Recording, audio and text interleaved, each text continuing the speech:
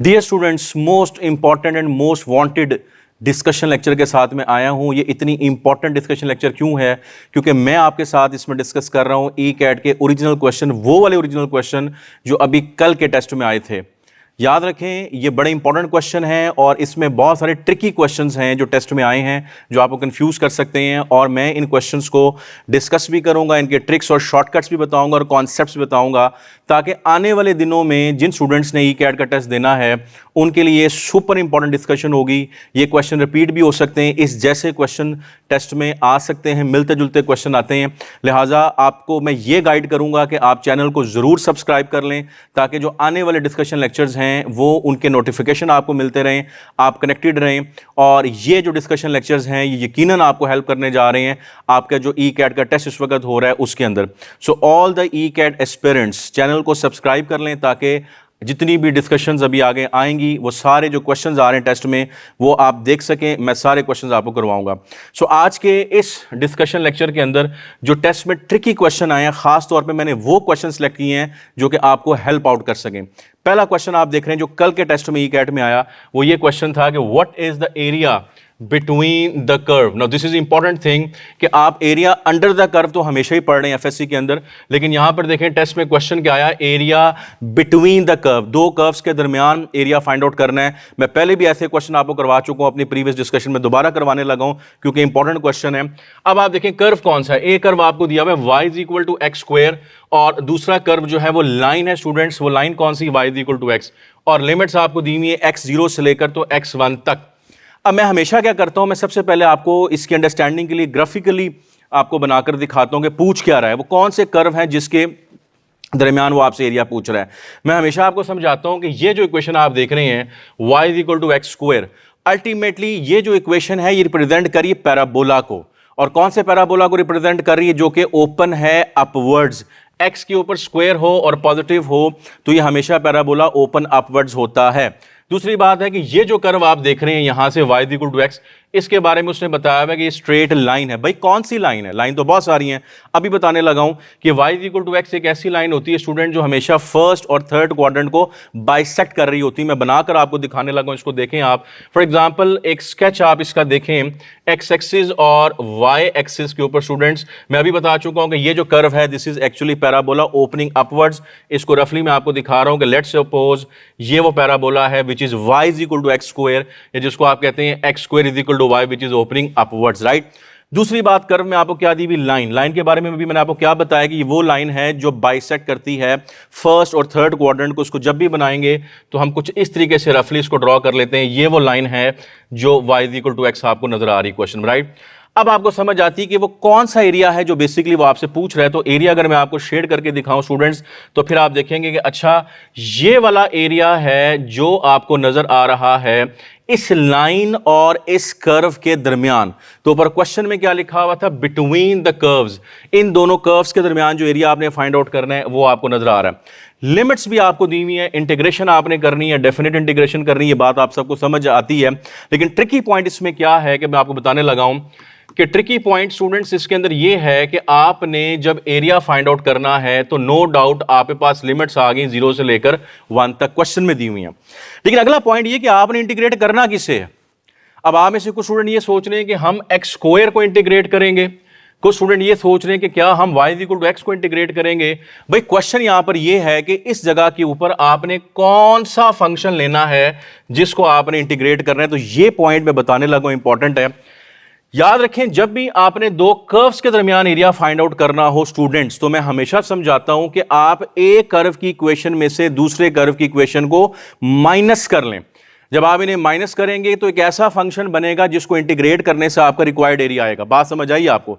यानी कहना मैं चाह रहा हूं कि मेरे पास फॉर एग्जांपल यहां पर एक फंक्शन ये दिया हुआ है x square, let's write this one, और इसमें से माइनस करने दूसरे वाले को, और दूसरा फंक्शन आपको क्या दिया हुआ y is equal to x, तो इसको माइनस कर लेंगे। ठीक है जी, ले जी, ये है वो ट्रिकी पॉइंट जो मैं आपको समझाना चाह रहा था कि whenever you have to find area between the curves, तो दोनों कर्व्स की इक्वेशन को सब्ट्रैक्ट करके एक फंक्शन बना लें, वो फंक्शन जिसको आप इंटीग्रेट करें। अब आप में से कई लोग सोच रहे हैं कि हमने किस में से किस को माइनस करना है, क्या हमने एक्स स्क्वायर में से एक्स को माइनस करना है या एक्स में से एक्स स्क्वायर को माइनस करना है। तो मैं हमेशा समझाता हूं कि जिसको मर्जी माइनस करने से फर्क कोई नहीं पड़ेगा, क्योंकि आप एरिया फाइंड आउट करें, अगर एंड पे कहीं नेगेटिव भी आ गया तो उसकी एब्सोल्यूट वैल्यू ले लेंगे, एरिया नेगेटिव नहीं होगा, एरिया पॉजिटिव होगा, तो बेफिक्र होकर आप जैसे मर्जी इसको सब्ट्रैक्ट कर लिया कर रहे हैं। बात यहां पर कंप्लीट इस तरह से होती है कि आपको फंक्शन मिल गया जिसको आपने इंटीग्रेट करना है, इसके आगे बस आपने क्या करना है, इंटीग्रेट करके उसमें लिमिट्स पुट कर देनी है। अब एफएससी में जो आप पढ़ रहे हैं स्टूडेंट्स, वो आप क्या पढ़ रहे हैं, एरिया अंडर द कर्व, जबकि टेस्ट में उसने क्या पूछा है, एरिया बिटवीन द कर्व, जो कि मैंने आपको समझा दिया। जब भी क्वेश्चन है आप इसको ऐसे हैंडल करें। इसके बाद हम क्या करने जा रहे हैं, आपको समझ आ रही कि इसके बाद आप इंटीग्रेट करेंगे। एक्स स्क्वायर की इंटीग्रेशन 1/3 लिख रहा हूं, एक्स क्यूब लिख रहा हूं, और लिमिट्स है मेरे पास 0 से 1 तक। एक्स की इंटीग्रेशन एक्स स्क्वायर बाई 2, तो 1/2 लिख रहा हूं, और यहां पर आ जाएगा एक्स स्क्वायर, और लिमिट्स है मेरे पास 0 से लेके 1। अब आप सबको लिमिट्स अप्लाई करनी है, तो लिमिट्स अप्लाई कर दीजिए। अब आप क्या करेंगे, एक्स की जगह 1 पुट करेंगे, 1 हो जाएगा, 0 पुट करेंगे तो उसका फायदा को नहीं, टाइम बचाएं, तो स्ट्रेट अवे क्या बनेगा, 1/3 माइनस, इस जगह पर आ जाए। यहां पर लिमिट्स अप्लाई करेंगे, एक्स की जगह 1 पुट करेंगे, 1 का स्क्वायर 1 होगा, 0 पुट करेंगे, 0 उसको लिख नहीं रहे, लिहाजा क्या बनेगा, 1/2। तो ओवरऑल 1/3 माइनस 1/2 बन रहा है, जिसको आप सिंप्लीफाई करेंगे तो एलसीएम 6 आ जाएगा, ये बनेगा 2 - 3 - 1/6। अभी मैं आपको क्या समझा रहा था, अभी मैं आपको समझा रहा था कि एरिया नेगेटिव नहीं होता, अगर आंसर में नेगेटिव आ भी जाए तो आपने क्या करना है, सिंपली उसकी एब्सोल्यूट वैल्यू लेनी है। तो स्टूडेंट फाइनल आंसर क्या बनेगा, आपके पास 1/6 बन जाएगा। ऑप्शंस पर आ जाएंगे तो ऑप्शन में चार्लीस का आंसर बनेगा। अब आप समझ रहे हैं कि अगर ये क्वेश्चन दोबारा टेस्ट में आ जाता है आपको, या इस जैसा कोई क्वेश्चन टेस्ट में आ जाएगा, तो जो ट्रिक मैंने आपको बता दी है उस ट्रिक के साथ आप इसको फौरन से सही तरीके से कैलकुलेट कर लेंगे। और ये जो मैंने ग्राफिकल रिप्रेजेंटेशन आपको दी है, ये आप ये कॉन्सेप्ट को क्लियर किया है कि एक पैराबोला आपको दिया हुआ था, एक स्ट्रेट लाइन आपको दी हुई थी, इन दोनों के दरमियान आपने एरिया फाइंड आउट करना था, लिमिट थी 0 से लेकर 1 तक, तो वो आपने यहां पर इसको फाइंड आउट कर लिया है। So it's a different question, आप इसको जरूर करें। और मैं फिर बता रहा हूं कि ऐसी चीजें, ऐसे क्वेश्चन, ऐसे ट्रिक सिर्फ आपको किप्स के प्लेटफॉर्म से मिलते हैं, किप्स वर्चुअल से मिलते हैं, इसलिए बार बार समझाता हूं कि कनेक्टेड रहें। डिस्कशन को आपने एंड तक देखना है, इसमें बहुत सारे क्वेश्चन ऐसे बताऊंगा जो आपके लिए बड़े ही डिफरेंट से क्वेश्चन होंगे, नए क्वेश्चन होंगे, उनके ट्रिक्स भी बताऊंगा आपको। अगले क्वेश्चन पर आते हैं। अगले क्वेश्चन में क्या है, if the roots of the equation, इस इक्वेशन के जो रूट्स आपको दिए हुए, ये इक्वेशन आपको नजर आ रही है, और स्टूडेंट्स इक्वेशन कौन सी है, क्वाड्रेटिक इक्वेशन है। इसके रूट्स के बारे में उसने क्या बताया, उसने कहा अ रेसिप्रोकल ऑफ ईच अदर, इसके जो रूट्स हैं वो एक दूसरे के रेसिप्रोकल हैं, तो आपने के की वैल्यू फाइंड आउट करनी है। आप मेरे प्रीवियस लेक्चर देख चुके हैं, मैं इसके ट्रिक्स आपको बता चुका हूं, मैं दोबारा आज बताने लगा हूं। It's a very important question. अब बात यह है कि ट्रिक समझने से पहले आप इस बात को समझे स्टूडेंट्स कि ये रेसिप्रोकल का मतलब क्या होता है। भाई रेसिप्रोकल का मतलब आप सब समझते हैं कि अगर एक रूट अल्फा है तो दूसरा क्या होगा, 1/अल्फा। सो इसको आप रेसिप्रोकल कहते हैं। मैंने आपको समझाने के लिए नाम अल्फा यूज कर लिया, कुछ भी आप नाम रख लें, लेकिन एक रूट दूसरे का रेसिप्रोकल है, ये बात समझ आती है। आपने वैल्यू निकालनी किसी कांस्टेंट की, जो कि कांस्टेंट यहां पर उसे टेस्ट में दिया हुआ के, इसकी वैल्यू कैसे निकालेंगे। ट्रिक जो हमेशा समझाता हूं, दोबारा देख लें, विद इन फ्यू सेकंड्स आपका आंसर आ जाएगा। अगर ट्रिक का नहीं पता होगा तो फिर आप इसमें ज़्यादा ट्रैप रहेंगे। ट्रिक इसका मैं यूं समझाता हूं कि देखिए, आपके पास क्वाड्रेटिक इक्वेशन है ax² + bx + c = 0। ये मैंने ली एक्सटेंडेड क्वाड्रेटिक इक्वेशन, राइट। अगर मैं आपसे कहूं कि इसके रूट्स एक दूसरे के रेसिप्रोकल हैं, जैसे मैंने पहले भी कहा कि अगर एक रूट अल्फा है दूसरा 1/अल्फा है, तो ट्रिक फिर क्या बनेगा स्टूडेंट्स, बड़े ध्यान से इसको देख लें, तवज्जो के साथ देख लें। मैं आपको हमेशा समझाता हूं कि ये ट्रिक्स ऑनलाइन किसी प्लेटफॉर्म पे मुझे नजर नहीं आते, सिर्फ किप्स के प्लेटफॉर्म से मैं बता रहा होता हूं ये ट्रिक्स जो आपको मैं डिस्कस करता हूं। बाकी क्वेश्चन लॉन्ग तरीके से तो सॉल्व किए जा सकते हैं, लेकिन किप्स के जो स्पेशलिस्ट हैं वही ये सारी चीजें आपको बता रहे होते हैं। ट्रिक इसका स्टूडेंट्स आपने ये सिंपली ये करना है कि आपने लीडिंग कॉफिशिएंट को इक्वल कर देना है कांस्टेंट के। लीडिंग कॉफिशिएंट को कांस्टेंट के इक्वल करने का मतलब ये हुआ कि a = c कर दें, बात खत्म होगी स्टूडेंट्स। क्वेश्चन आपका सॉल्व हो गया with in few second. Mental calculation करके बच्चे अपना आंसर निकाल लेंगे। अगर मेरी बात समझ आपको आ गई तो आपने लीडिंग कॉफिशिएंट को बस कांस्टेंट के इक्वल करना है। हाँ जी, क्वेश्चन पर आए। लीडिंग कॉफिशिएंट आपको क्या नजर आ रहा है, 4। भाई कांस्टेंट क्या नजर आ रहा है, गलती नहीं करनी आपने। कांस्टेंट यहां पर है k - 4, इनको आपस में इक्वल कर दें। जब आप इनको इक्वल करेंगे तो बनेगा 4 = k - 4, जो कि कांस्टेंट यहां दिया है। क्वेश्चन सॉल्व हो गया, आंसर आ गया। आपने k की वैल्यू फाइंड आउट करनी थी और k की वैल्यू यहां से क्या बन गई, 8 बन गई। ऑप्शंस में आप देखें अल्फा इसका आंसर बने। कितनी देर लगती है क्वेश्चन सॉल्व करने में, अगर आपको इन बातों को पता हो, आप अपने माइंड में कैलकुलेट कर लेंगे। भाई k - 4 को 4 को इक्वल करें, k की वैल्यू 8 आ जाएगी। अगर इस बात का नहीं पता तो फिर क्वेश्चन में कहीं ना कहीं आप कंफ्यूज रहेंगे। नेक्स्ट क्वेश्चन के ऊपर आ जाए जी। नेक्स्ट क्वेश्चन है आर्गुमेंट। आप आर्गुमेंट समझते हैं? आर्गुमेंट क्या होता है? आर्गुमेंट कहते हैं एंगल को, थीटा को, जो कि कोई भी कॉम्प्लेक्स नंबर ग्राफ के ऊपर, प्लेन के ऊपर जो है वो बना रहा होता है एक्स एक्सिस के साथ, राइट। अब आर्गुमेंट का जो फॉर्मूला है बेसिकली वो आपने पढ़ा हुआ है, थीटा से रिप्रेजेंट कर लें तो tangent inverse y over x, ये इसका फॉर्मूला है। और यहां पर थीटा जो आप देख रहे हैं, दिस इज बेसिकली व्हाट, ये मैं बता चुका हूं, ये एंगल है, आर्गुमेंट है बुनियादी तौर पर। वाई इसमें किसको रिप्रेजेंट कर रहा होता है? इमेजिनरी पार्ट को। और एक्स किसको रिप्रेजेंट कर रहा होता है? रियल पार्ट को। That's all. क्वेश्चन आपका यहां पर सॉल्व हो जाता है। अब आपने क्या करना है कि इस क्वेश्चन में ये बेसिकली क्या है, इसका रियल पार्ट जो कि क्या बनेगा एक्स, और ये इसका क्या इमेजिनरी पार्ट जो कि क्या बनेगा वाई। वैल्यू पुट कर दें, आपका आंसर आ जाएगा। सिंपल फॉर्मूला उसने आपसे पूछा हुआ है। अब अगर मैं ये काम यहां पर कर दूं तो बेसिकली क्या बनेगा, टेंजेंट इनवर्स, और y की जगह पर इमेजिनरी पार्ट स्टूडेंट्स 3 और x की जगह पर रियल पार्ट क्या बनेगा 4। तो ये इसका आंसर आ गया। अब ऑप्शन में देखेंगे तो tan इनवर्स 3/4 बीटा इसका आंसर बनेगा। अब इस क्वेश्चन में जो बात है वो ये कि जो कॉम्प्लेक्स नंबर था वो फर्स्ट क्वाड्रेंट में था, x भी पॉजिटिव है, y भी पॉजिटिव है, तो फिर ये रिजल्ट यूज करेंगे। लेकिन इसमें केयरफुल आपने रहना है कि अगर कॉम्प्लेक्स नंबर टेस्ट में किसी और क्वाड्रेंट में आ जाए तो फिर ये फॉर्मूला वैलिड नहीं होगा, फॉर्मूला चेंज हो जाएगा। अगली डिस्कशन में बता रहा हूँ आपको कि अगर क्वाड्रेंट चेंज हो तो फॉर्मूला कैसे चेंज होगा। फिलहाल ये फर्स्ट क्वाड्रेंट के लिए मैंने बता दिया। नेक्स्ट क्वेश्चन पर आते हैं। Out of the deck of 52 playing cards, what is the probability of 2 successive aces. अब ये ट्रिकी क्वेश्चन है, आई एम श्योर बहुत सारे बच्चे इसको जो है वो गलत करेंगे। आपने केयरफुली इसको समझना है। क्वेश्चन की बात आपको समझ आ गई है कि आपके पास सिचुएशन ये है कि डेक ऑफ 52 प्लेइंग कार्ड्स है, उसमें से प्रोबेबिलिटी आपने बतानी है 2 सक्सेसिव एसेस की। एसेस आप समझते हैं, वो वाला कार्ड जिस पे ए लिखा होता है उसको एस कहते हैं। 2 सक्सेसिव, यानी सक्सेसिव का मतलब क्या होगा कि दोनों एस आ जाएं, ठीक है जी। अब क्वेश्चन में होना क्या है कि सबसे पहले तो जो एक नॉर्मल अप्रोच है बहुत सारे स्टूडेंट्स की, वो मैं आपको बताने लगा हूं। सबसे पहले तो इसमें आपने ये देखना है कि दोनों जो है वो क्या है, उसने कहा है कि सक्सेसिव बेसिस होने चाहिए, दोनों बेसिस होना चाहिए। अब जब सक्सेसिव बेसिस की बात कर रहा है, दोनों बेसिस की बात कर रहा है, तो यहां पर प्रोबेबिलिटी जो है, इवेंट्स की जो प्रोबेबिलिटी है उसको मल्टीप्लाई किया जाएगा। यानी आपकी रिक्वायरमेंट क्वेश्चन में यह बन रही है कि आपने प्रोबेबिलिटी निकालने के फर्स्ट भी एस आ जाए और प्रोबेबिलिटी निकालने के सेकंड भी क्या आ जाए, एस आ जाए, यानी दोनों इसमें एसेस आ जाए। बेसिकली ये रिक्वायरमेंट है। और चूंकि दोनों की बात हो रही है, बोथ की बात हो रही है, सक्सेसिव की बात हो रही है, you have to multiply the events, right. ये बात समझ आ गई। अब अगली बात जो इंपॉर्टेंट है वो ये कि आप सबको पता है कि एस होते कितने, एस कार्ड हमेशा होते हैं 4 होते हैं, यानी देयर आर 4 एस कार्ड। आप ये बेसिक इंफॉर्मेशन जानते हैं। अब मैं कहता हूं कि फर्स्ट कार्ड आपके पास एस कार्ड आ जाए, उसकी प्रोबेबिलिटी लिखें तो आप फौरन कह देंगे कि उसकी प्रोबेबिलिटी बनेगी कि टोटल कार्ड हमारे पास कितने हैं 52, और एस कार्ड जो फेवरेबल आउटकम है वो हमारे पास कितने 4, तो 4/52 आ जाएगा। अब मैं आपसे पूछूंगा कि बताएं दूसरा कार्ड भी एस आना चाहिए, इसकी प्रोबेबिलिटी बताएं। तो आप में से बहुत सारे स्टूडेंट्स जो बात यहां पर करेंगे वो ये करेंगे कि सर दोबारा एस आ जाए तो उसकी प्रोबेबिलिटी बनेगी 4/52। नोट कर लें, ये गलत है। अगर आप दूसरे एस की प्रोबेबिलिटी भी 4/52 करने जा रहे हैं तो नोट कर लें, ये गलत है। अब आप सोच रहे हैं कि इसमें गलत क्या हो रहा है हम लोगों से, हम तो ऐसे ही पढ़कर आए हैं। देखें, अब बड़ा इंपॉर्टेंट पॉइंट जो बताने लगा हूं। क्वेश्चन के अंदर उसने आपको यह तो बता दिया कि दोनों कार्ड जो हैं वो एस कार्ड हो, इसकी प्रोबेबिलिटी बताएं।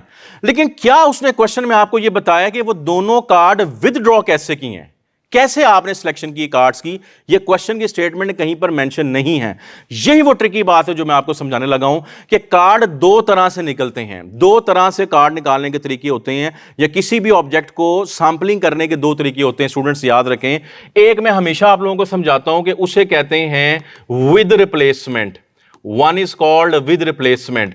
अच्छा भाई, विद रिप्लेसमेंट का मतलब क्या होता है? विद रिप्लेसमेंट का मतलब यह है कि आपने एक कार्ड ड्रॉ किया, उसको नोट किया, उसको देखा और उसको वापस रख दिया। वापस रखने के बाद फिर आपने शफल किए और फिर दूसरा कार्ड निकाला। इसको क्या कहते हैं स्टूडेंट? With replacement. नाम से आपको समझ आ रही है कि जो ऑब्जेक्ट निकाला तो उसको रिप्लेस कर दिया, वापस रख दिया। दूसरा केस इसका क्या है? दूसरा केस अब आपको खुद समझ आ गया। दूसरा केस इसका यह बनता है कि अगर आप सैंपलिंग कर रहे हैं स्टूडेंट्स, और वो सैंपलिंग आपकी क्या बनेगी? Without replacement. हां जी, अब आपको खुद समझ आ गई ना कि विदाउट रिप्लेसमेंट का मतलब क्या है।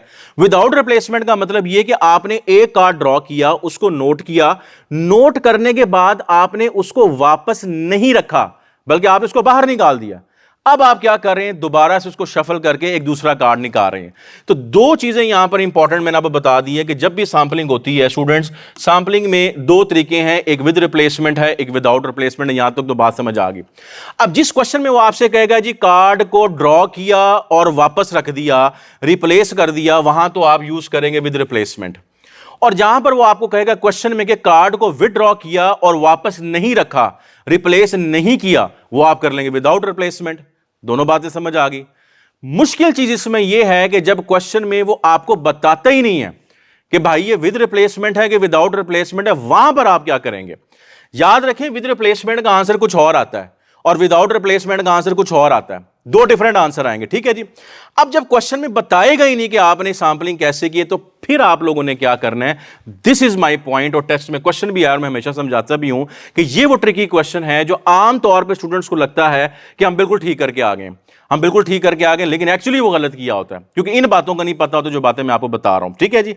अब आप सब सोच रहे हैं कि इस क्वेश्चन में करना क्या है, विद रिप्लेसमेंट करना है कि विदाउट रिप्लेसमेंट करना है। तो नोट कर ले मेरी बात, जिस क्वेश्चन में कुछ नहीं बताया होता, जैसे कि ये क्वेश्चन है, याद रखें उस क्वेश्चन में स्टूडेंट्स आपने यूज करना है स्टैंडर्ड केस। क्या यूज करना है आपने, स्टैंडर्ड केस। अब आप सोच रहे हैं कि स्टैंडर्ड केस क्या होगा, तो लिख लें इस बात को कि स्टैंडर्ड केस होता है विदाउट रिप्लेसमेंट, विदाउट रिप्लेसमेंट। अब आप में से बहुत सारे बच्चों के लिए बात बिल्कुल नहीं हो गई है कि हमने तो कभी इसको ऐसे देखा ही नहीं था, हम हर दफा हर क्वेश्चन को कैसे करते थे, विद रिप्लेसमेंट करते थे। विद रिप्लेसमेंट का मतलब क्या हुआ कि पहला कार्ड ए था, ये प्रोबेबिलिटी 4/52 है, दूसरा कार्ड ए था, ये प्रोबेबिलिटी 4/52 है। आप हमेशा ही करते हैं, गलत हो गया क्वेश्चन आपका, गलत हो गया आपका क्वेश्चन। क्योंकि इस क्वेश्चन में आपने क्या करना है, आपने असल में इस क्वेश्चन को करना है स्टैंडर्ड केस के साथ जो कि विदाउट रिप्लेसमेंट है। और ये क्यों अप्लाई कर रहे हैं, क्योंकि क्वेश्चन की स्टेटमेंट में यहां कहीं पर भी नहीं लिखा हुआ कि वो कार्ड कैसे ड्रॉ किए, सिर्फ ये बताया हुआ है कि आपको 2 सक्सेसिव एसेस चाहिए। भाई यहां पर डिसीजन आपने खुद करना है। Now this is your decision, यही तो कमाल है उस क्वेश्चन का और एंटीटेस्ट में जो क्वेश्चन आता है। अब आपको मेरी बात समझ आ रही कि मैं क्या कह रहा हूं, मैं आपको यह कह रहा हूं कि जब आप इस क्वेश्चन को विदाउट रिप्लेसमेंट करने जा रहे हैं स्टूडेंट्स, तो फिर आपको समझ आती है कि पहला कार्ड एस निकल आया, प्रोबेबिलिटी 4/52 हो गई, उस कार्ड को अब आपने वापस डेक में नहीं रखा बल्कि उसको बाहर निकाल दिया। भाई जब कार्ड आपने बाहर निकाल दिया, विदाउट रिप्लेसमेंट कर दिया, तो अब आपके पास जो टोटल कार्ड है वो 52 नहीं है बल्कि अब कितने हो गए हैं, 51 हो गए हैं, एक कार्ड कम हो गया।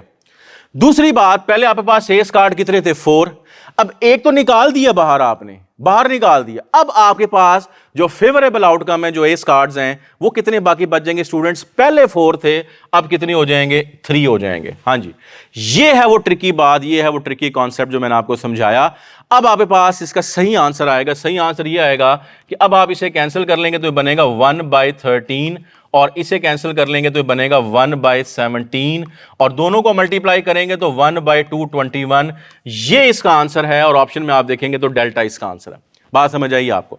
अब आप में से बहुत सारे स्टूडेंट्स ने क्या काम करना है, उन्होंने ये करना है कि उन्होंने फर्स्ट केस की प्रोबेबिलिटी 4/52 लिखनी है, दूसरे की प्रोबेबिलिटी भी क्या लिखेंगे, 4/52। आपको समझ आ रही है कि दूसरी मर्तबा 4/52 प्रोबेबिलिटी कब आएगी, जब आप इसे कैसे कर रहे होंगे, विद रिप्लेसमेंट कर रहे होंगे। जब आप रिप्लेसमेंट कर रहे होंगे तो कोई फर्क नहीं पड़ेगा, आपने कार्ड को वापस रख दिया, कार्ड वापस रख दिया, टोटल आउटकम कितने होंगे, 52 और फेवरेबल कितने होंगे, 4 होंगे। अगर विद रिप्लेसमेंट हो तो विद रिप्लेसमेंट के अंदर यहां भी 4/52 आ जाएगा। जब आप उन्हें कैंसिल करेंगे तो बनेगा 1/13, 1/13, 1/169 बनेगा। अब आप ऑप्शन देख लें, यही एंटीटेस्ट का कमाल है कि ऑप्शन में अल्फा ऑप्शन यहां पर क्या लिखी हुई है, 1/169 लिखी हुई, ताकि आपको इसमें ट्रैप किया जा सके, आप उसमें डॉज हो जाएंगे। आई कैचर कहते हैं इसको। तो लिहाजा इस क्वेश्चन में तो इस आई कैचर को मैंने क्रॉस कर दिया, क्योंकि बहुत सारे बच्चों ने यही काम करना है, क्योंकि उनको इस बात का पता ही नहीं जो बात मैं बता रहा हूं। तो केयरफुल होकर काम आपने करना है। इसके अंदर 1/169 इसका आंसर नहीं है, ये आई कैचर है। डिटेल्स आपको समझा रहा हूं ताकि आपसे मिस्टेक इसके अंदर ना हो। 1/221 इसका आंसर है। और इस बात को याद रखें कि जब भी मल्टीप्लिकेशन का क्वेश्चन आए, मल्टीप्लिकेशन ऑफ प्रोबेबिलिटी जब भी क्वेश्चन आएगा, यू ऑलवेज हैव टू सी कि जो सैंपलिंग है वो कैसे है, विद रिप्लेसमेंट कर रहा है, विदाउट रिप्लेसमेंट कर रहा है, क्वेश्चन में बता देगा। नहीं बताएगा तो this is the most trickiest point के यार आपने इसको स्टैंडर्ड केस के अप्लाई करना। I hope my point is clear. Next question पर आ जाइए। नेक्स्ट क्वेश्चन है what are the eigen values. हां जी, अब आप फिर फंस गए इसके अंदर। टेस्ट में क्वेश्चन आया, ओरिजिनल क्वेश्चन है, आइगन वैल्यूज। अब आप में से बहुत सारे स्टूडेंट्स को पता ही नहीं कि आइगन वैल्यूज क्या होती हैं। भाई टेस्ट में आ गया, आप क्या कर सकते हैं? अब आप टेस्ट में ये तो नहीं कह सकते जी हमें तो पता ही नहीं आइगन वैल्यूज का।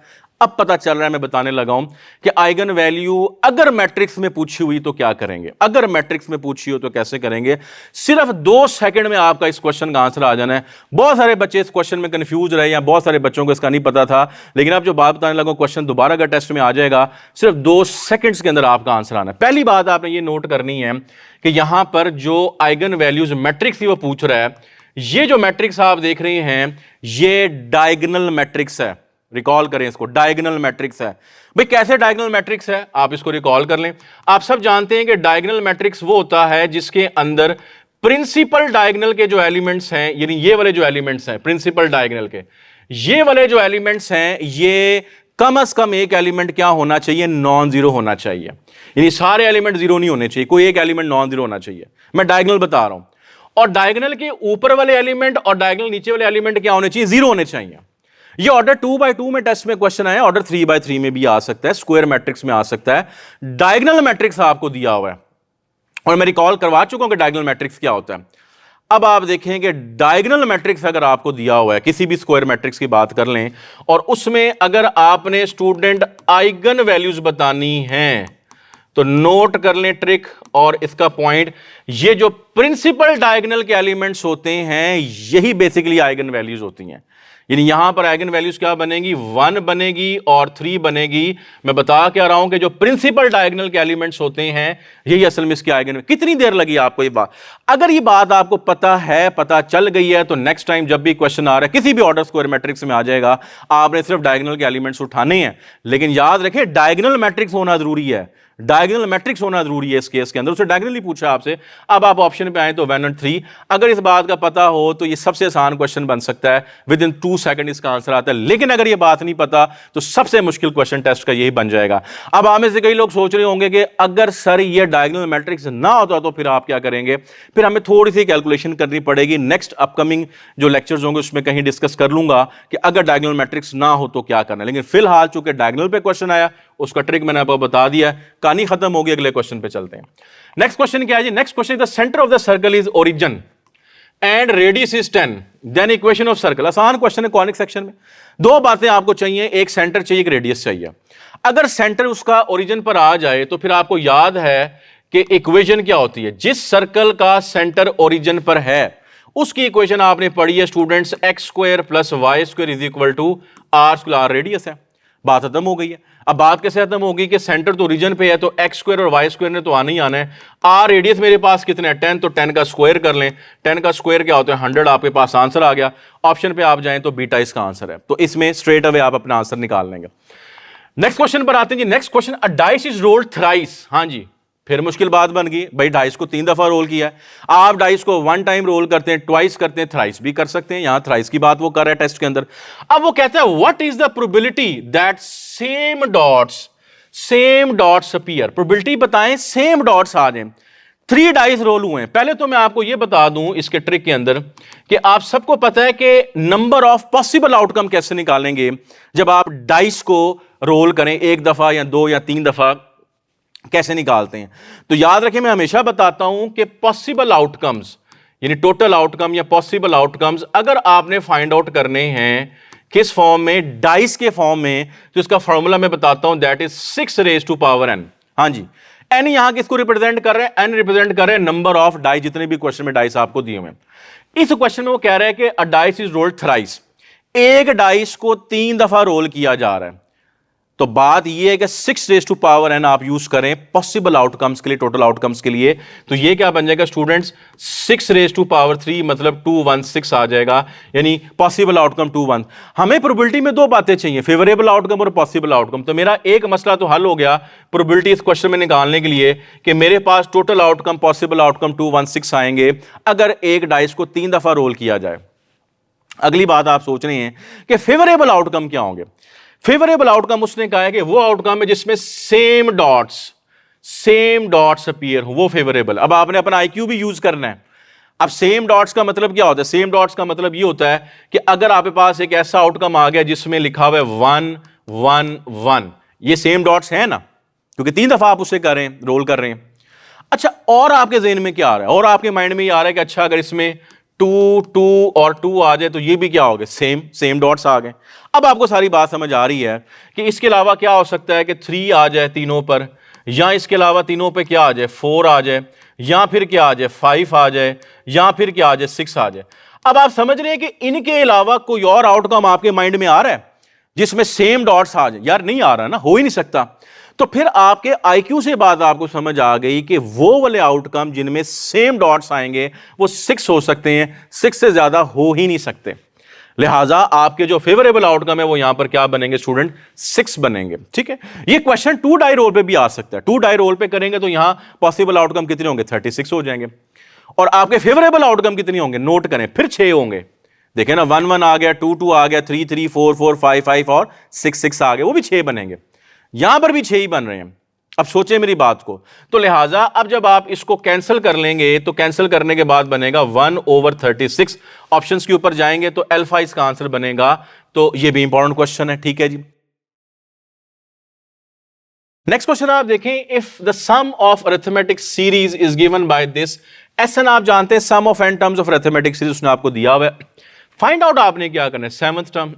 अभी ट्रिकी क्वेश्चन है कि सम आपको दिया हो और सम से 7th टर्म निकालनी है। अब आप इसको सोचें, अगर आपको यहां पर nth टर्म दी होती an, तो फिर तो 7th टर्म निकालना बहुत आसान है, क्योंकि an में आप n को 7 पुट करेंगे, क्वेश्चन सॉल्व हो जाएगा। लेकिन आप देखिए उसने क्या पूछा हुआ है, उसने आपको सम दिया हुआ है, सम से वो कह रहा है 7th टर्म निकालने, तो इतने आराम से क्वेश्चन सॉल्व नहीं होता। अब जो मैं ट्रिक आपको बताने लगा स्टूडेंट्स, हमेशा की तरह इस ट्रिक के साथ एक स्टेप में आपका आंसर आ जाएगा। जब भी ऐसा क्वेश्चन है आपने एक बात याद रखनी, वो बात आपने याद रखनी है कि अगर सम से टर्म निकालनी है, सम से टर्म निकालनी है, यानी एसएन आपको दिया हुआ है और एसएन से आपने क्या निकालना है, एएन निकालना है। सम दिया और टर्म निकालनी है, एसएन से एएन निकालना है, तो नोट कर लें इसको, A N is equals to S N minus S N minus 1 जी। एक लाइन का ट्रिक बता दी है। और कब आप करेंगे, जब आपने एन फाइंड आउट करना है, एसएन आपको दिया हुआ है। समझ आ गई बात की। अब आपने इस क्वेश्चन में क्या करना है, आपने 7 निकालना है, ये 7 निकालना है, तो यहां पर एन की जगह पर क्या पुट करेंगे, 7। यहां भी एन को क्या पुट करेंगे, 7। यहां पर भी एन को 7 पुट करेंगे तो 7 माइनस 1 क्या हो जाए। अब ये S7 S6 कहां से निकालेंगे, क्वेश्चन में आपको एसएन दिया हुआ है, जहां पर एन है, अगर आप 7 पुट कर लेंगे S7 बन जाएगा, और एन की जगह 6 पुट करेंगे तो S6 बन जाएगा। दैट्स ऑल, आंसर आपके पास आ जाएगा। अब आप देखेंगे आपने एन की जगह पर क्या पुट करना है, 7। 7 का स्क्वायर 49 को 3 से मल्टीप्लाई करें 147, और उसमें ऐड कर लें आप 14, एन को 7 पुट करके, तो ये बनेगा 161 माइनस S6 निकालें, यहां पर 6 पुट करें, 6 का स्क्वायर 36 को 3 से मल्टीप्लाई करें 108, और उसमें आपने 12 को प्लस करने, तो स्टूडेंट्स क्या बन जाएगा 120। लिहाजा आंसर क्या बनेगा 41। तो जो 7th टर्म थी वो 41 है। ऑप्शन में देखें 40 का आंसर है। तो कितनी देर लगती है, अगर आपको ये बात समझ आ गई, ये ट्रिक आपको समझ आ गया है, तो इसके बाद तो बात खत्म हो जाती है कि जब भी क्वेश्चन आएगा आपने सम से एन निकालना है, तो फिर ये ट्रिक अप्लाई कर लें। अब आप में से कई लोग अगर ये सोच रहे हैं कि ये क्वेश्चन रिवर्स हो जाए, आपको एन दिया हो और एन से एसएन निकालना हो, तो मैं बताऊंगा अगली डिस्कशंस के अंदर कि जब जरूरत पड़ेगी तो मैं एन से एसएन निकालने का ट्रिक भी आप लोगों को बताऊंगा।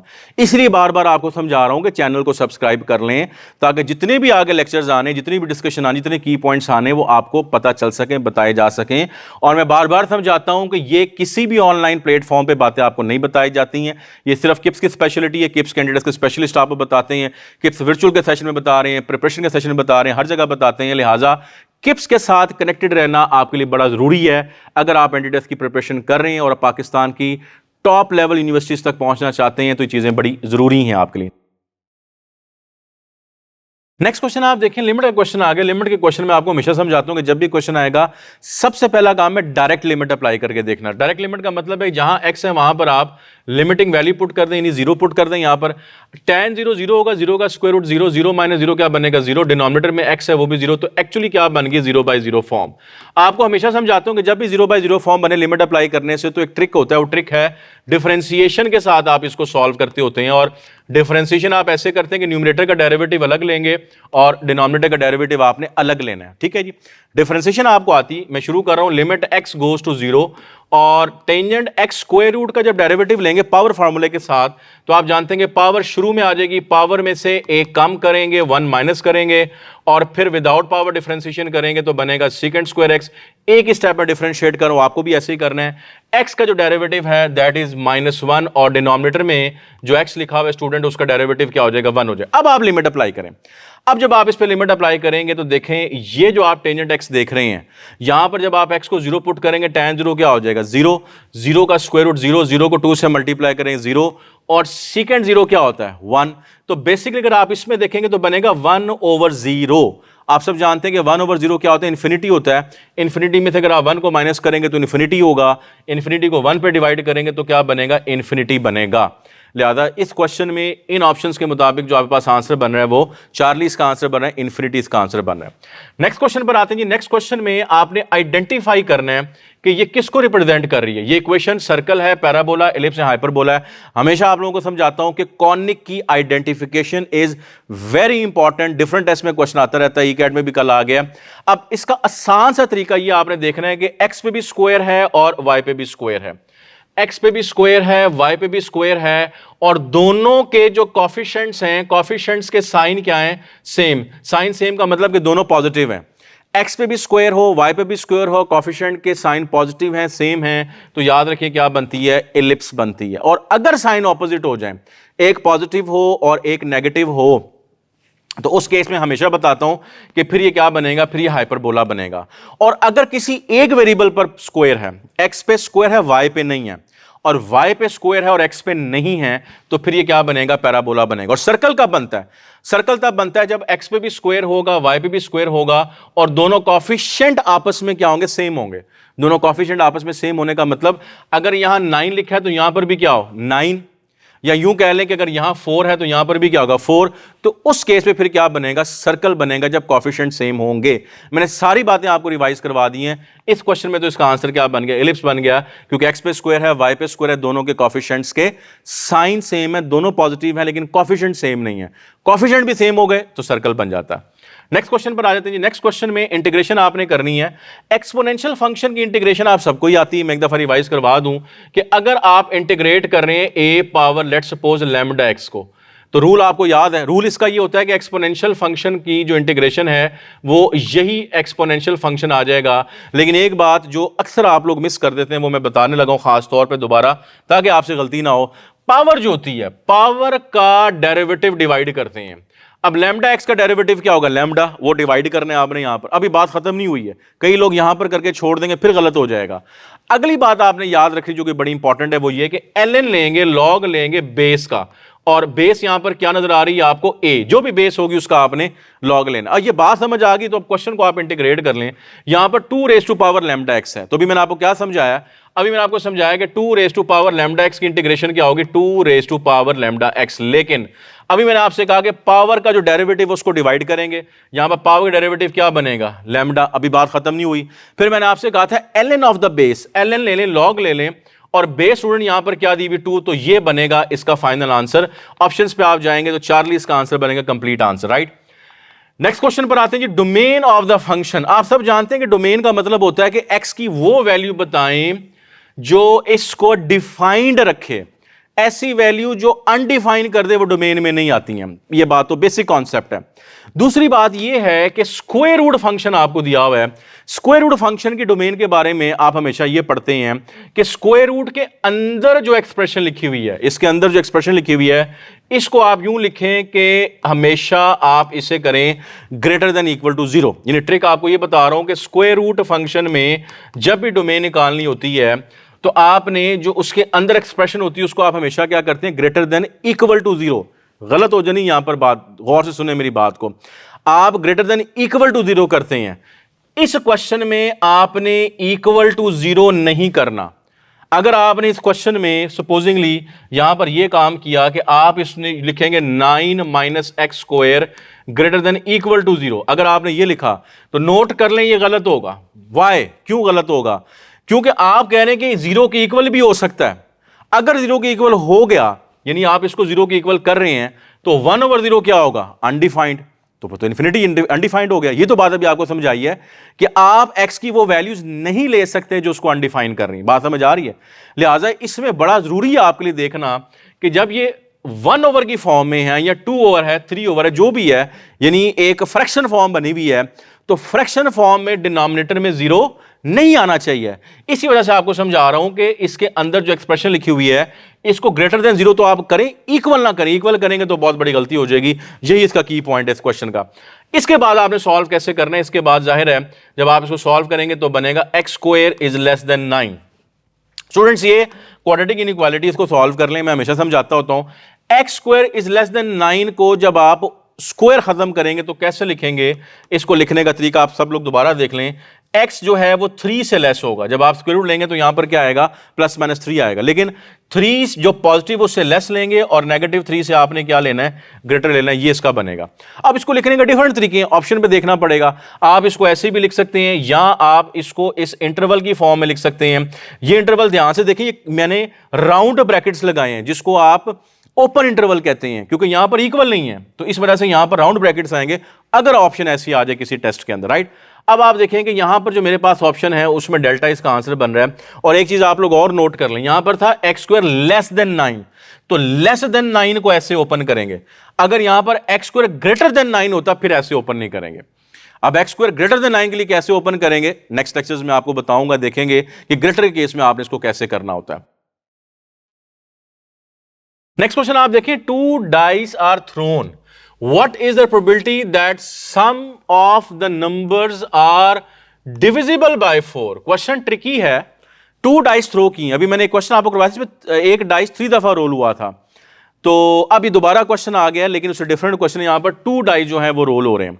पहले तो आप सब जानते हैं कि अगर 2 डाई को रोल करें तो पॉसिबल आउटकम कितने आते हैं, 36 आते हैं। 6 की पावर n मैंने फॉर्मूला बताया, यहां पर 6 रेज़ टू पावर 2 बनेगा, 36 आउटकम आ जाएंगे।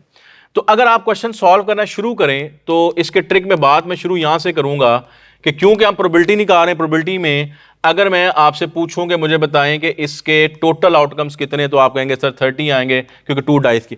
अगली बात इंपॉर्टेंट है समझना, उसने कहा कि फेवरेबल आउटकम क्या है। फेवरेबल आउटकम वो वाले आउटकम है जिसमें वो कहता है कि सम ऑफ द नंबर्स, यानी ऐसे आउटकम आए जिसपे जो नंबर्स आए उनका सम जब आप करें तो वो क्या होना चाहिए, डिविजिबल बाय 4। डिविजिबल बाय 4 हो सकता है, डिविजिबल बाय 2 हो सकता है, डिविजिबल बाय 3 कह सकता है, डिविजिबल बाय 5 कह सकता है। ये सारे टेस्ट में क्वेश्चन आ सकते हैं। तो मैं एक दफा ना जरा कॉन्सेप्चुअली आपको समझाता हूं कि जब भी क्वेश्चन है कि आपने करना है। पहले तो आप ये नोट करें सब लोग कि मैं अगर आपसे पूछूं कि 2 डाइस को रोल किया है तो 2 डाइस को रोल करने के बाद सम कितने आते हैं, कौन कौन से सम आते हैं और क्या क्या आते हैं। आप कहेंगे पहला सम जो है वो 2 आएगा। कैसे भाई, एक डाई के ऊपर 1 आ जाए, दूसरे पे 1 आ जाए, दोनों को प्लस करेंगे 2 आ जाएगा। अच्छा, सम 3 कब आएगा? सम 3 तब आएगा जब 2 आउटकम होते हैं, एक 1 2 आ जाए और एक 2 1 आ जाए। फिर आप कहते हैं सम 4, सम 5, सम 6, सम 7, सम 8, सम 9, सम 10, सम 11 और स्टूडेंट फाइनल सम कितना आएगा, 12। भाई 12 कब आएगा, जब दोनों डाइस पे 6 और 6 आ जाए। अब सम 12 से ऊपर तो आ ही नहीं सकता क्योंकि डाइस के ऊपर मैक्सिमम नंबर क्या होता है, 6 होता है। तो पहली बात आपको समझ आई कि जब हम सम की बात कर रहे हैं तो ये पॉसिबल सम हो सकते हैं जब आप 2 डाइस को रोल करते हैं। अगली बात मैंने आपको ये बतानी है कि देखें आउटकम्स कितने आएंगे, आउटकम्स कितने आएंगे, फेवरेबल आउटकम्स कितने आएंगे, इसकी भी लिस्ट बना के नोट कर लें। जब भी क्वेश्चन आएगा इस लिस्ट के बाद कभी भी क्वेश्चन आपसे मिस नहीं होगा। मैं ये कहने लगा हूं कि सम 2 आ जाए तो सिर्फ एक आउटकम होता है, ओनली 1 आउटकम। अच्छा दिखा भी देता हूं वो आउटकम कौन सा है। वो आउटकम है जब दोनों के ऊपर क्या आएगा, 1 और 1। आप विजुलाइज भी कर लें। ये जो सम 3 है, याद रखें इस केस के अंदर जो पॉसिबल आउटकम होते हैं वो 2 आएंगे। भाई कैसे आएंगे, मैं आपको विजुलाइज करवा देता हूं। भाई ये जो आउटकम है जिसको आप सम 3 कह रहे हैं, इसमें एक तो 1 2 आ सकता है या फिर क्या आ सकता है, 2 1 आ सकता है, और तो कोई नहीं आ सकता। अब आप इसे कंटिन्यू कर लें और आप बात को समझ जाएं। वो ये है कि अगर हम सम 4 की बात करें तो आउटकम कितने आएंगे, 3 आएंगे। सम 5 करें तो आउटकम कितने आते हैं, 4। में डायरेक्ट आपको करवा रहा हूं। और सम 6 में आउटकम कितने आएंगे, 5। सम 7 में आउटकम कितने आएंगे, 6। आपने नोट किया कि एक रूल बन रहा है। रूल ये बन रहा है कि 2 सम हो तो फिर एक आउटकम उससे कम है। सम 3 में आउटकम कितने आ रहे हैं, 2, यानी उससे एक कम। 4 की बात करेंगे तो आउटकम 3 आ रहे हैं, फिर यहां पर 4 आ रहे हैं, यहां 5 आ रहे हैं और यहां 6 आ रहे हैं। यानी सम 7 आएगा तो आउटकम कितने होंगे, 6 होंगे। यानी एक एक कम होता जा रहा है, एक रूल बन रहा है। अगली मेरी बात नोट करें। अगली बात यह कि सम जो 7 है उसके बाद चेंज होगा। अब आप में से कई लोग सोच रहे हैं कि बड़ा आसान हो गया, सम 8 के लिए 7 आउटकम होगा। नहीं, गलत, नोट करें इसको। जब सम 8 की बात करेंगे तो अब 5 आउटकम आते हैं स्टूडेंट्स, फॉर्मूला रिवर्स हो जाता है। और सम 9 पे जाएंगे तो ये आ जाएंगे 4 आउटकम्स, और 10 पे जाएंगे तो ये आ जाएंगे 3 आउटकम्स, 11 पे जाएंगे तो 2 आउटकम, और 12 पे जाएंगे तो 1 आउटकम। यार ये 1 आउटकम कौन सा है? ये 1 आउटकम विजुलाइज करवाऊं आपको, ये 1 आउटकम है जब दोनों के ऊपर क्या आ जाएगा, 6 और 6। बात समझ आ रही है आपको? ये लिस्ट आपने देख ली कि इस लिस्ट में जो सम आ सकते हैं वो मैंने बता दिए हैं, और उस सम के साथ जो आउटकम पॉसिबल आ सकते हैं ये मैंने बता दिए हैं। फर्स्ट करें टेस्ट में आपको क्वेश्चन आ गया, प्रोबेबिलिटी बताएं सम 9 आने की। तो सम 9 आने में कितने फेवरेबल आउटकम है आपको नजर आ रहा है? सम 9 में फेवरेबल आउटकम कितने हैं? 4। तो प्रोबेबिलिटी क्या बनेगी? 4/36। तो इस तरह बहुत सारे क्वेश्चन टेस्ट में आते हैं। मैं आपसे कहता हूं प्रोबेबिलिटी बताएं सम 5 आ जाए। अब सम 5 में फेवरेबल आउटकम कितने हैं? ये नजर आ रहे हैं आपको 4, तो 4/36। तो बहुत सारे क्वेश्चन सॉल्व हो जाएंगे आपके। अब आप आए इस क्वेश्चन पे। क्वेश्चन उसने क्या कहा है? उसने कहा है कि सम एक ऐसा नंबर आ जाए स्टूडेंट्स, एक ऐसा नंबर आ जाए कि जिसके ऊपर जो रिजल्ट है वो डिविजिबल बाय 4 हो, 4 पे डिविजिबल। अब आपने सोचना है कि ये सारे सम हैं, इनमें 4 पे डिविजिबल कौन से हैं? 2 डिविजिबल है 4 पे? नहीं। 3 डिविजिबल है 4 पे? नहीं। क्या 4 डिविजिबल है 4 पे? यस, ये मैंने टिक लगा दिया। 5 डिविजिबल है 4 पे? 6 डिविजिबल, 7, 8, यस, ये 4 पे डिविजिबल है। 9, 10, 11, 12, 12, यस। अब आप नोट करें, जिनको मैंने हाईलाइट किया है ये वो आउटकम हैं जो 4 पे डिविजिबल होते हैं, और ये हैं आपके फेवरेबल आउटकम। अब आपने देखना है कि ये जो 4 मेरे लिए फेवरेबल है, ऐसा कितनी दफा हो रहा है? ऐसा हो रहा है 3 टाइम्स। अच्छा, 8 आ जाए तो 8 आ जाए सम, ऐसा कितनी बार होगा? 5 टाइम्स हो जाएगा। और 12 आ जाए, ऐसा कितनी दफा होगा? 1। अब आपको मेरी सारी बात समझ आएगी। मैं डिटेल से आपको करवा रहा हूं ताकि जैसा मर्जी क्वेश्चन आए आप इसको सॉल्व कर लेंगे। सम 3, सम 4, सम 5, कुछ भी आज आप कर लेंगे। अब आपको समझ आती है कि इस क्वेश्चन में डिविजिबल बाय 4 के लिए ये वाले आपके जो हैं स्टूडेंट्स, ये हैं फेवरेबल आउटकम्स। और कितने बन गए हैं? 3, मैं यहां लिख रहा हूं 3 प्लस उसके बाद क्या है स्टूडेंट्स? 5 प्लस इसके बाद क्या है? 1। बात समझ आ गई आपको? So what is this? This is actually 9/36, जिसका मतलब है 1/4। ऑप्शन में जाएंगे तो अल्फा इसका आंसर है। मैंने जिस तरीके से आपको सारी लिस्ट बना दी है ना, मैं आपको ये कह रहा हूं कि आप टेस्ट में डिविजिबल बाय 4 आ जाए, डिविजिबल बाय 5 आ जाए, डिविजिबल बाय 6 आ जाए, 7 आ जाए, तो आप उसका आंसर निकाल लेंगे बड़े आराम से। इस लिस्ट को समझ लें, देख लें, आपके बहुत सारे मसले इसमें हल हो गए हैं। सो ये भी ट्रिकी क्वेश्चन था। नेक्स्ट क्वेश्चन पर आते हैं जी। नेक्स्ट क्वेश्चन में equation of the parabola when focus आपको दिया हुआ है और वर्टेक्स आपको दिया हुआ है, यानी फोकस और वर्टेक्स है, इनमें से बताएं इक्वेशन ऑफ पैराबोला क्या है। अच्छा, पहला काम तो मैं आपको ये समझाता हूं कि जब भी ऐसा क्वेश्चन आए आप इसको रफली प्लॉट करके देख लें। रफली प्लॉट करने का मतलब ये हुआ कि सबसे पहले यहां पर मेरे पास 2 चीजें गिवन है इस क्वेश्चन में, और वो 2 चीजें ये हैं स्टूडेंट्स के, एक है मेरे पास फोकस। अच्छा, फोकस के कोऑर्डिनेट्स क्या हैं? 3 और 2। सो लेट्स सी 1, 2, 3, और यहां से 1 और 2। तो मैं रफली आपको बता रहा हूं कि ये इसका फोकस बन गया, जिसको मैं कह रहा हूं 3 और 2। It's a rough one, rough sketch है बिल्कुल। अगली बात क्या है कि उसने आपको दिया वर्टेक्स। वर्टेक्स क्या है? 1 और 2। दोबारा देख लेते हैं। अब आप देखेंगे एक्स एक्सिस पे ये 1 है, ये 2 है, तो इसके सामने रफली यहां पर एक पॉइंट लगा लेते हैं जो है 1 और 2, और इसको मैंने क्या कहा? इसका वर्टेक्स है। अब आप वर्टेक्स और फोकस को यूज करके तो आप एक पैराबोला रफली ड्रॉ करने की कोशिश करें इसके अंदर, तो फिर वो शेप कुछ इस तरीके से बनेगी students. This is a rough sketch, ये इसकी शेप बन जाएगी। यहां पर इसका वर्टेक्स है। अब आप में से कई लोग सोच रहे होंगे कि मैंने इसका जो ओपनिंग है वो राइट पे की, लेफ्ट पे क्यों नहीं की? सोचें इस बारे में। अगर मैं इसको यहां से ऐसे ओपन कर दूं स्टूडेंट्स, तो फिर जो इसका फोकस है वो तो बाहर निकल गया। यार फोकस तो बाहर नहीं जा सकता ना, फोकस तो इन बिटवीन उस कर्व के अंदर आता है। लिहाजा हमारे लिए जरूरी है कि हम इसकी यही शेप बनाएं जो कि कहां पर ओपन हो रही है? राइट साइड पे ओपन हो रही है। ये बात आपको समझ आ गई।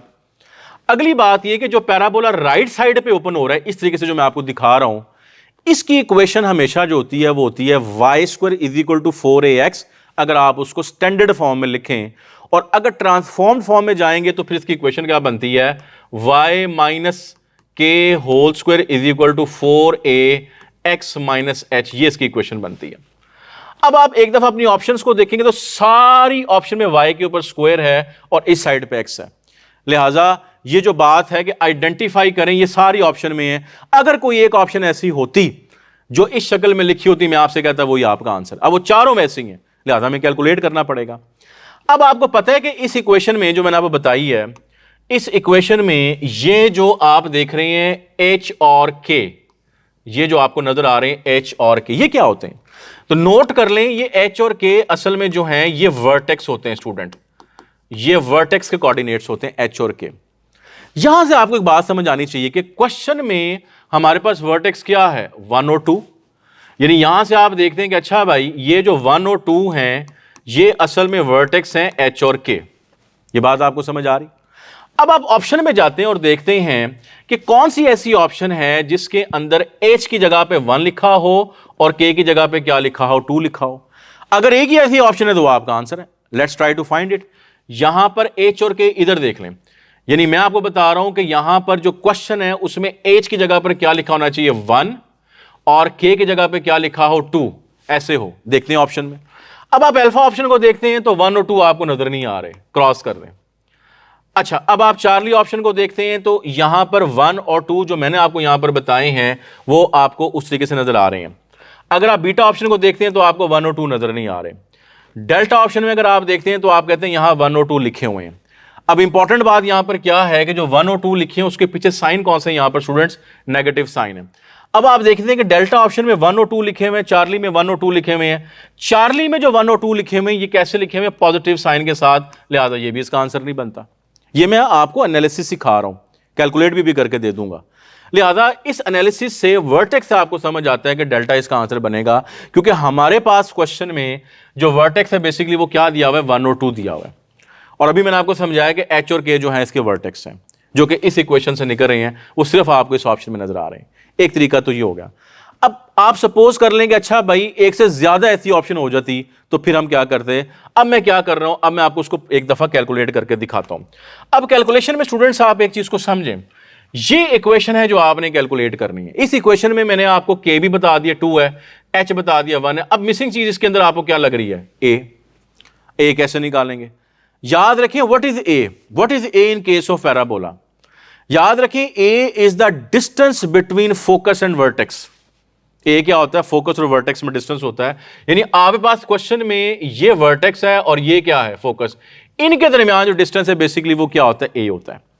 अब चूंकि हम इसको बना चुके हैं, देख चुके हैं, तो आप देखें कि यहां से यहां तक ये पूरा डिस्टेंस कितना है स्टूडेंट्स, आपको यहां नजर आ रहा है ये सारा डिस्टेंस कितना है, 3।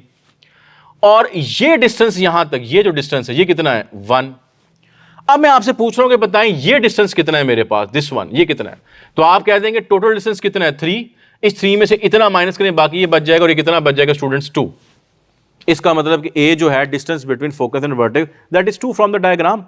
तो a रह गया था हमारे पास। अब मैं इसे कैलकुलेट करने लगा हूं। कैलकुलेट आप यहां से करेंगे, आप ये करेंगे कि y माइनस k की जगह पर क्या आ जाएगा, 2।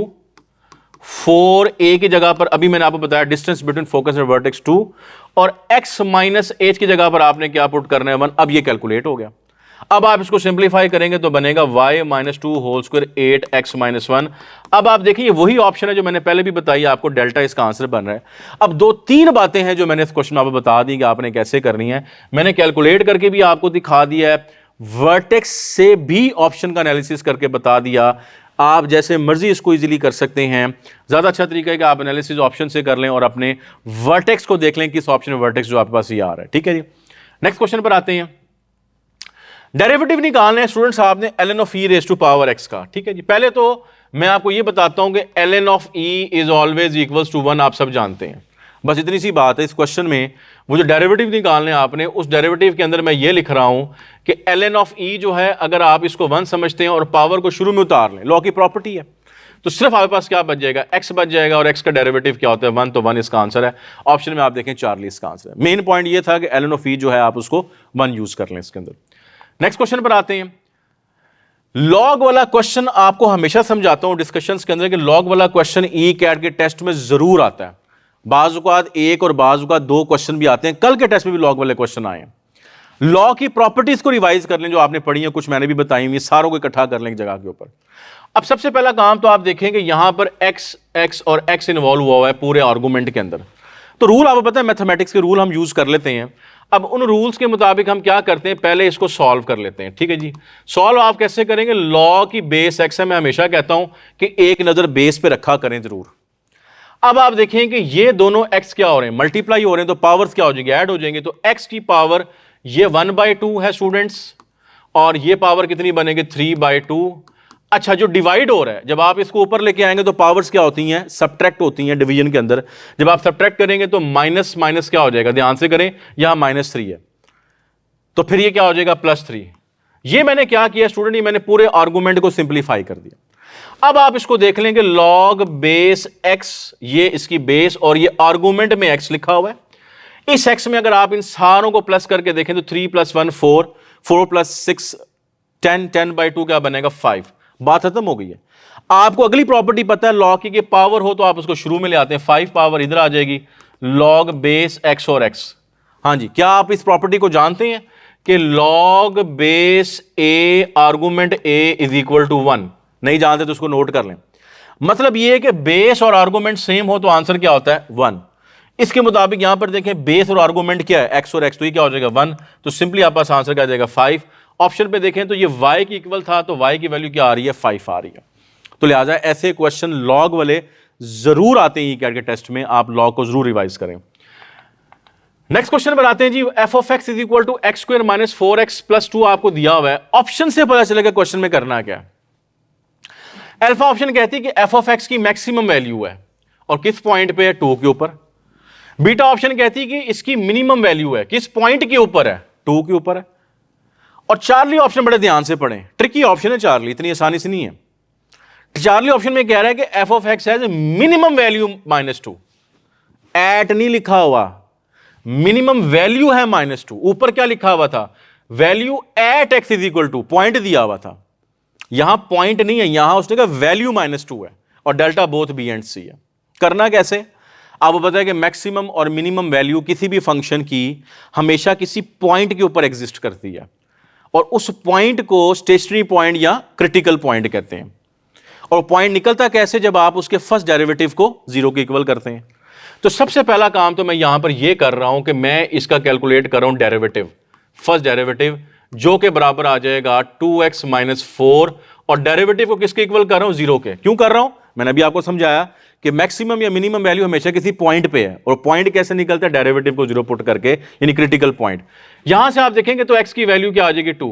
अच्छा, एक बात तो समझ आ गई कि ऑप्शन में वो कह रहा था x2, तो ये बात अल्फा बीटा में x2 तो ठीक है, लेकिन प्रॉब्लम ये है कि यहां पर वो कहता है मैक्सिमम है, यहां वो कह रहा है मिनिमम। हमें कैसे पता चलेगा कि इस पे मैक्सिमम है या मिनिमम है? तो स्टूडेंट्स रिकॉल करें सेकंड डेरिवेटिव। सेकंड डेरिवेटिव बताता है कि पॉइंट पे मैक्सिमम है या मिनिमम। कैसे बताता है? अगर सेकंड डेरिवेटिव पॉजिटिव हो तो मिनिमम, और सेकंड डेरिवेटिव नेगेटिव हो तो फिर मैक्सिमम वैल्यू आती है। चेक कर लेते हैं। अब मैं आपसे कहता हूं अच्छा भाई सेकंड डेरिवेटिव कैलकुलेट करें, तो आप कहते हैं यहां से ये फर्स्ट डेरिवेटिव था, सेकंड डेरिवेटिव क्या बनेगा 2। सेकंड डेरिवेटिव 2 आने का मतलब पॉजिटिव, और सेकंड डेरिवेटिव अगर पॉजिटिव आए तो फिर वैल्यू स्टूडेंट्स कौन सी होती है, मिनिमम होती है। इसका मतलब ये हुआ कि अल्फा पे तो लगाएं क्रॉस, क्योंकि अल्फा क्या कह रहा था, मैक्सिमम कह रहा था।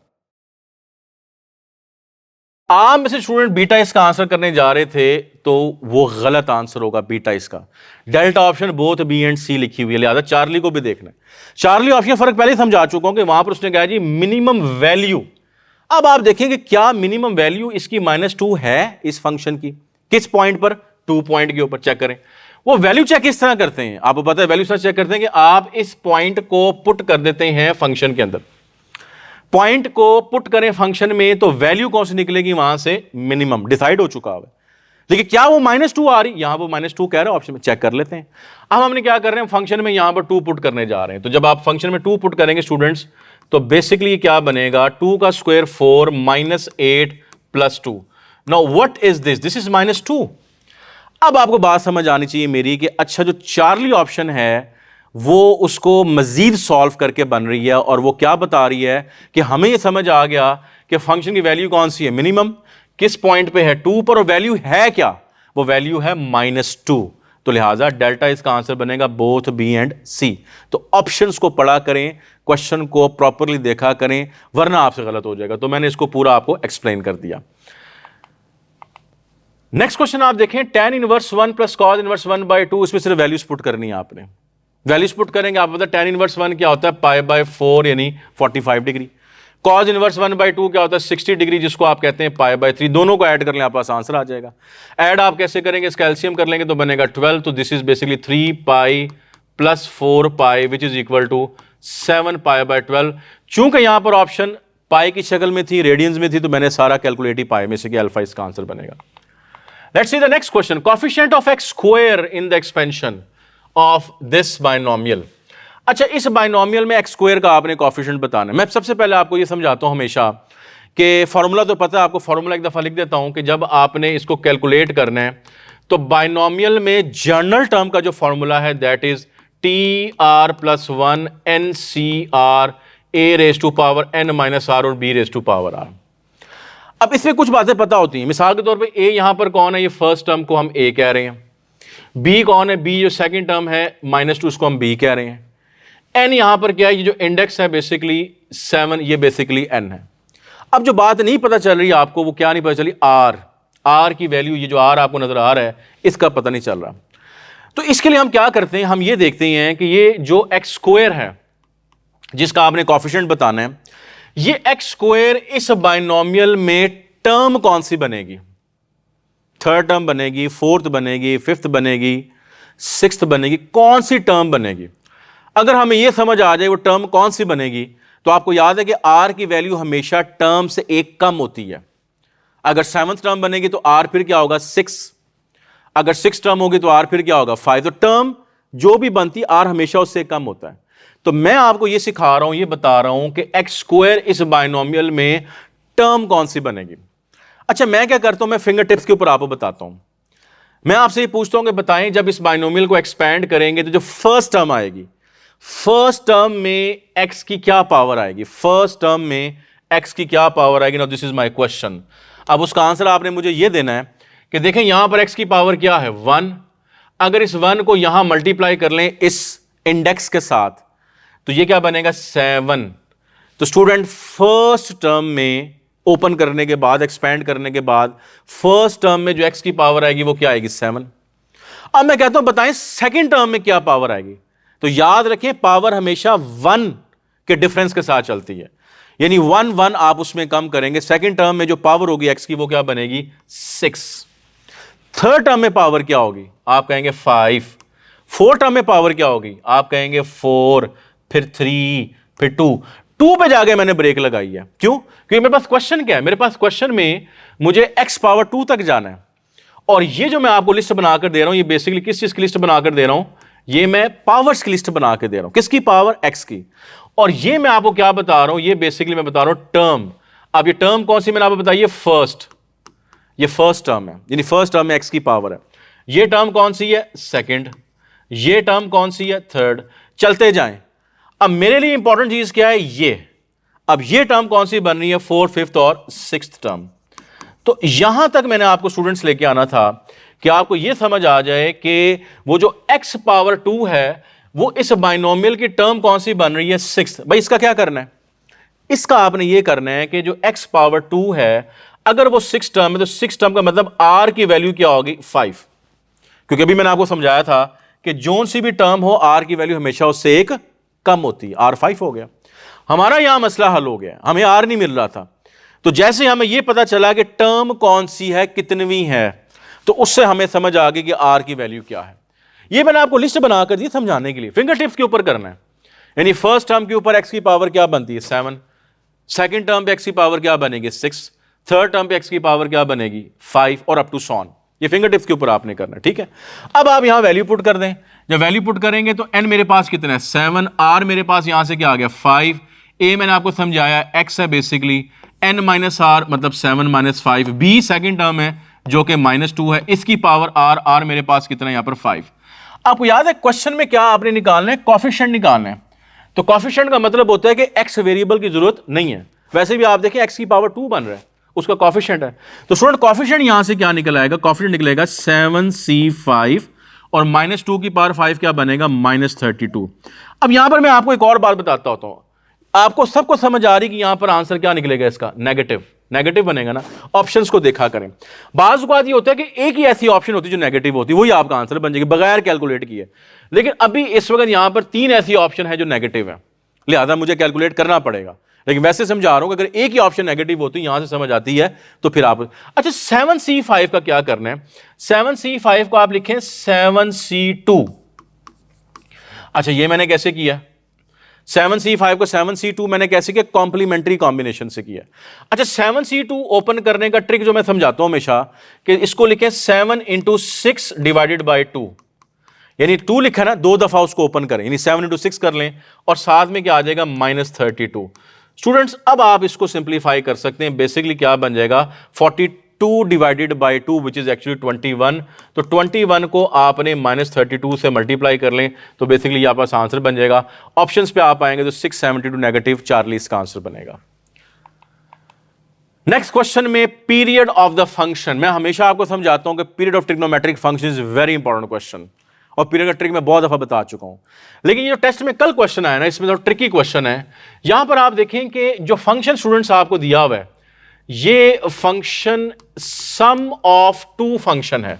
क्या दिया हुआ है, सम ऑफ 2 ट्रिग्नोमेट्रिक, नजर आ रहा है आपको, sin 2x + cos x, तो इसका पीरियड निकालना है, ठीक है जी।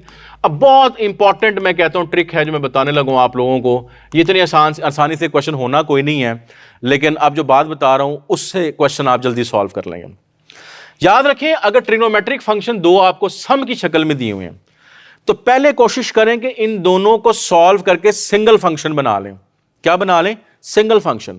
भाई कैसे सॉल्व करेंगे, ट्रिग्नोमेट्रिक आइडेंटिटी यूज कर लें, half angle, double angle, triple angle, कोई भी आइडेंटिटी यूज करके इसको सिंगल फंक्शन बना। आप कहते हैं सर सिंगल फंक्शन नहीं बन रहा, अब जब ये सिंगल फंक्शन नहीं बन रहा किसी भी आइडेंटिटी के साथ, तो फिर पीरियड कैसे कैलकुलेट करना है उसका तरीका बता रहा हूं। आपने काम करना है, पहले आप इसका पीरियड लिखें, मैं इसको पीरियड 1 कह देता हूं। अब ये sin 2x है, तो sin 2x का पीरियड निकालने का शॉर्टकट बहुत दफा बता चुका हूं, याद है ना आपको, क्या होता है शॉर्टकट, साइन का नॉर्मल पीरियड क्या है, 2π, और x के साथ जो नंबर यहां मल्टीप्लाई और उसको आपने क्या करना है, डिवाइड। तो यहां पर पीरियड 1 जिसको मैं कह रहा हूं वो क्या आ गया, पाई। अगला काम सुनना आपने ये करना है कि अब आप निकालें दूसरे फंक्शन पीरियड, इसका निकालें cos x का, इसको पीरियड 2 कह देता हूं। अब cos x का पीरियड क्या होता है, 2π, दोनों पीरियड आ गए। ट्रिक क्या है इसके अंदर, ट्रिक नोट कर लें कि LCM of period 1 and period 2, हां जी इसको नोट करें, दोनों पीरियड्स का एलसीएम ले लें, आपका आंसर आ जाएगा। दोनों पीरियड्स का एलसीएम ले लें, ठीक है जी। अब आपके पास P1 P2 का मतलब क्या होगा, LCM of pi and 2π।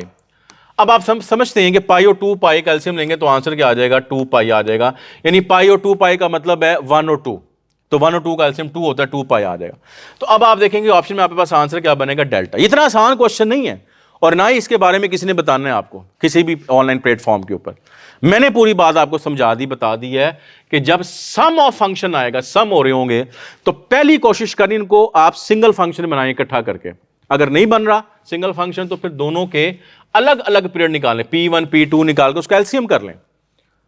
So this was the question. और आज की डिस्कशन में आपने देखा है कि हमने ट्रिकी क्वेश्चन किए हैं, इंपॉर्टेंट क्वेश्चन किए हैं जो कल के टेस्ट में आए थे।